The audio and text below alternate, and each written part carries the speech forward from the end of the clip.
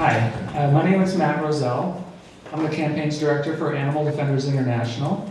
And today we're going to be discussing our campaigns to end the suffering of animals used for entertainment and how you all can help us make that happen. So just to tell you a little bit about ADI, we are truly an international organization working around the world. We have offices in London, Bogota, Colombia, and here in Los Angeles. We have sort of a beginning to end strategy, a holistic strategy of tackling these issues. It always starts with undercover investigations. We get the evidence ourselves, we go in, we get jobs in the circus, we find out what's happening, we videotape the evidence, we do the scientific research, and then we launch grassroots campaigns that lead to laws being passed and protecting these animals.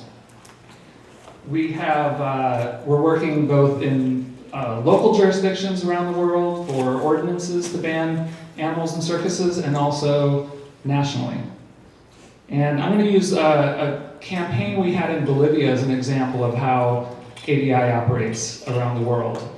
In 2007, we went and investigated all the circuses throughout the whole continent of South America. When we got that evidence, it was shocking, brutal cruelty. One example in Bolivia specifically was a circus that had 8 lions in a cage that was the size of like 2 double beds. This is where they ate, where they defecated, where they slept, literally living on top of each other. That was their whole world, was this tiny cage, 8 lions.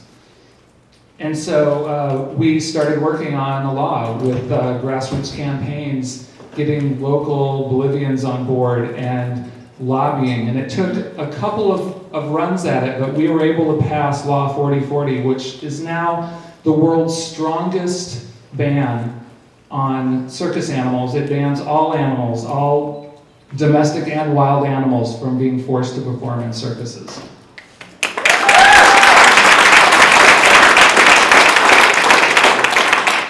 But a law is only as strong as it's enforced. And in the case of Bolivia, it was a difficult law for the government to enforce. And they had a year to comply. And that year went by, 8 circuses were still traveling with exotic and domestic animals. So we worked with the Bolivian government. We went in and we rescued each and every one of those animals.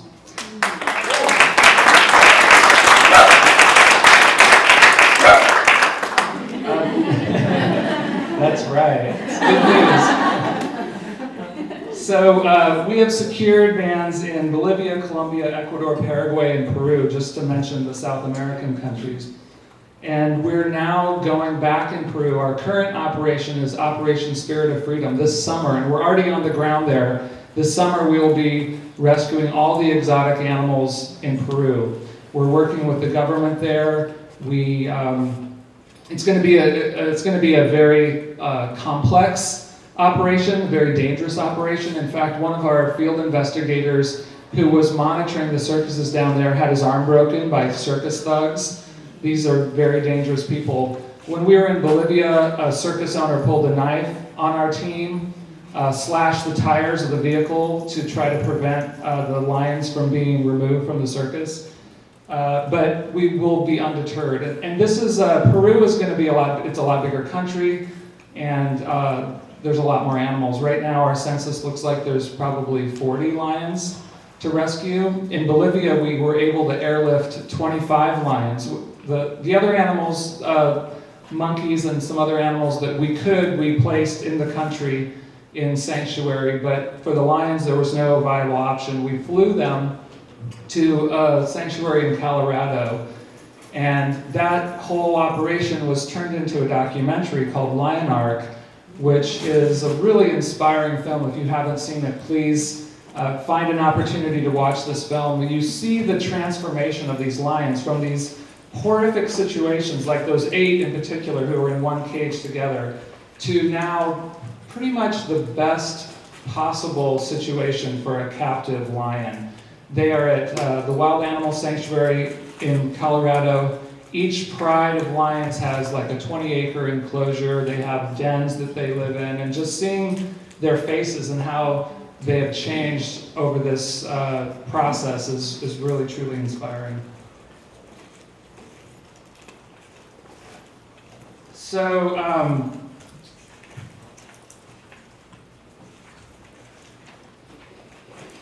I want to talk a little bit about our U.S. campaigns, because we're working really hard on this issue in the U.S.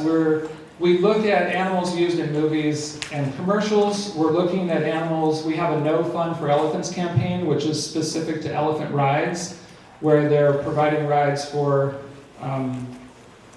sometimes at Renaissance festivals, carnivals, circuses, and then our Stop Circus Suffering campaign, which is our major campaign where we are trying to end all circus suffering. And this again starts with undercover investigations. I'll tell you briefly about a recent investigation we just released last month. The Jordan World Circus, we followed them for a couple of years at all kinds of venues, both undercover and watching them just from the stands. And we were able to capture on video, as far as I know, never before seen footage of two circus elephants getting into an explosive fight with each other. The handlers losing all control of these animals, bull hooks getting dropped. They were completely powerless to try to control these elephants. Isa, one of the larger of the two elephants, shoved the other elephant bunny out of the ring, back up into the stands. Now, this was during a rehearsal, so the public wasn't there. Our investigator was there and captured it on video. But these elephants were being used for elephant rides the day before and the day after this happened. And this goes to tell you, and it's evidence that we use when we go to legislators, because it's a humane issue, of course. These animals are being brutalized, the training is brutal, the captivity and the transport is horrible. Elephants living a majority of their lives in chains, parking lot to parking lot, tigers in cages, almost 100% of the time in a tiny cage, where sometimes when they lay down, their nose is touching one side and their tail's touching the other side of the tiny cage. But the public safety issue is also significant. And we have also documented in this investigation that Isa was one of the elephants that recently rampaged in St. Charles, Missouri. 3 elephants broke free from the circus, crashed through the parking lot. They couldn't contain them for 45 minutes, smashed up cars. These poor elephants have massive injuries down the sides of their bodies from scraping against the cars. And again, they were just being used for elephant rides prior to this escape.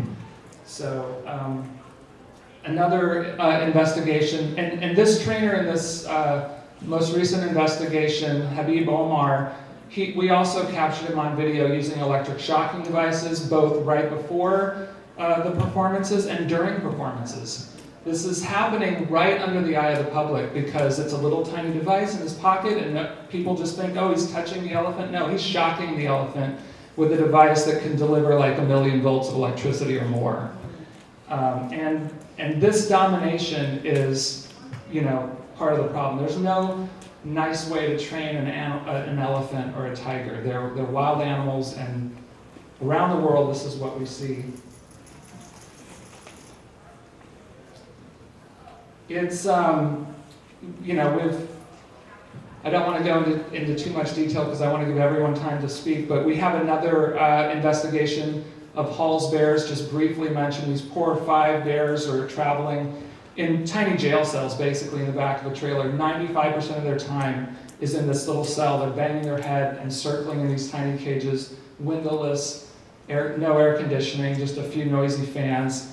And they get out for like their 8-minute performance, and that's it, to wear a stupid costume and walk on their hind legs. So what are we going to do about it? Well, we are doing something about it, and you can help us. We're working with activists all over the country to pass local ordinances. We have all the research, we have packs designed, we have the strategy, we have packs of briefings that we can share with you. So if you want to work on a local ordinance in your community, please communicate with us, contact us, and we will work with you. There's now 45 communities across the country that have done this. This is a very exciting time to be working on circus animal issues. 27 countries have passed federal bans. We have a federal legislation introduced in Congress right now, the Traveling Exotic Animal Protection Act, H.R. 4525. And this bill will ban all wild animals from traveling circuses. So I have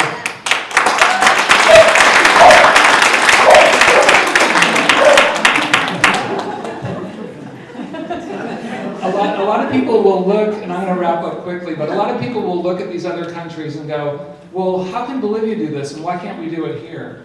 Well, the reality is it's not more difficult to do here.